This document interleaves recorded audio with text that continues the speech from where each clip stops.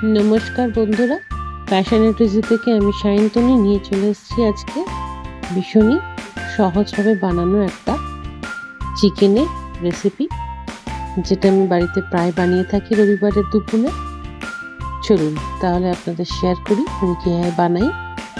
ফার্স্টে চিকেনটাকে একটু আদা রসুন দিয়ে ভালো করে মাখিয়ে এর মধ্যে চিকেন মশলা পাউডার, টারমারিক, তারপরে জিরে গুঁড়ো, ধনে গুঁড়ো আর গরম মশলা পাউডার দিয়ে ভালো করে আমি মাখিয়ে 1 থেকে 2 ঘন্টা ফ্রিজে রেখে দিই।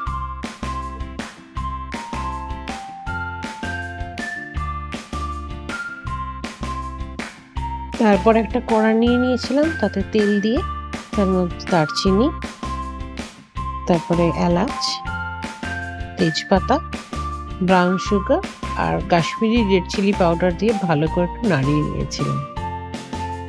তারপর নাড়ানোর পর আমি এর মধ্যে কিছু কুচো গার্লিক মানে রসুন দিয়ে দিয়েছিলাম। প্রথমে এই রসুনটা দেওয়ার পর একটু টেস্টটা অন্যরকম হয়ে যায়, তাই জন্য আমার রসুনটা দেওয়া। এরপর আমি স্লাইস করে কেটে রেখেছিলাম পেঁয়াজ, সেটা আমি দিয়ে দিয়েছিলাম। এই পেঁয়াজটা অনেকটা ভাজতে হবে, তাই জন্য আমি এরকম স্লাইস ভাবে কেটে নিয়েছিলাম। এরপর আমি একটু নুন অ্যাড করেছিলাম, তারপর ভালো করে আমি পেঁয়াজটাকে নাড়িয়ে নিয়েছিলাম। আমি এরপর অনেকটা হয়ে যাওয়ার পর আমি আলুগুলো এর মধ্যে দিয়ে দিয়েছিলাম।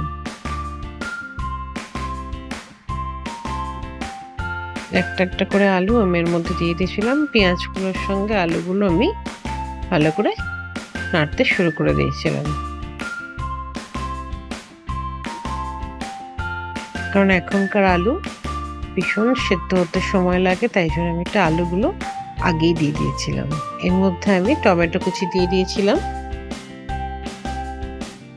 তারপর ভালো করে ভেজে নিয়েছিলাম। আমি পেঁয়াজটাকে বেশ লালচে, গাঢ় লালচে করে ভেজে নিয়েছিলাম। এরপর আমি ম্যারিনেট করা চিকেনগুলো দিয়ে দিয়েছিলাম।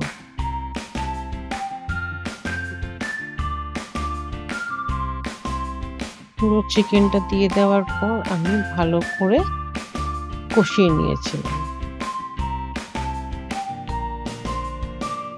চিকেনটা বারে বারে আমি খুন্তির সাহায্যে অন্তত 10 মিনিট কষিয়ে নিয়েছিলাম।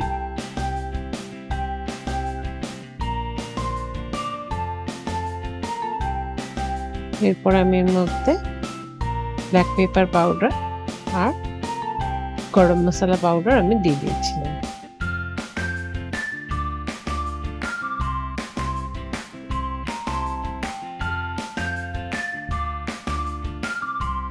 আমি চিকেনটা কষিয়ে নিচ্ছি। অনেকটা কষানোর পর আমি এর মধ্যে দই দিয়ে দিয়েছিলাম। দইটাকে ভালো করে জলের সঙ্গে মিশিয়ে ঢেলে দিয়েছিলাম। এরপর আমি ভালো করে কষিয়ে নিয়েছিলাম।